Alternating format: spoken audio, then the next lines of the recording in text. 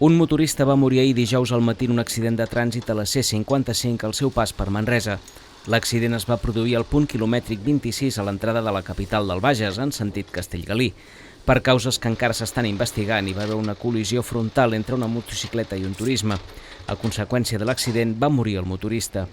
Fins ahir a la mitjanit, 97 persones havien perdut la vida en accidents de trànsit a Catalunya, 33 de les quals motoristes.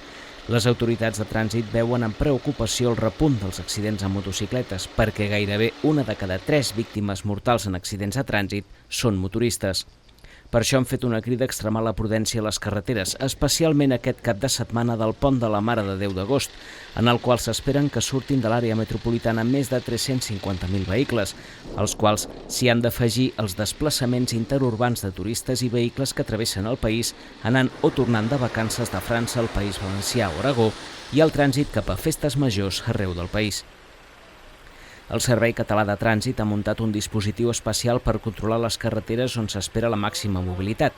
Des de les 3 de la tarda d'avui divendres fins dimarts a mitjanit s'han previst 1.091 controls dels Mossos d'Esquadra amb la participació dels 1.281 efectius de trànsit del cos.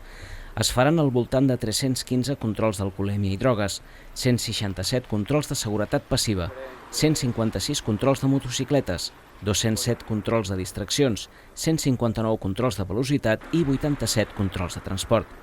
A aquest dispositiu s'hi han d'afegir els mitjans aeris del Servei Català de Trànsit, els quals s'encarregaran des de l'aire de vigilar i controlar la circulació a les principals vies del país.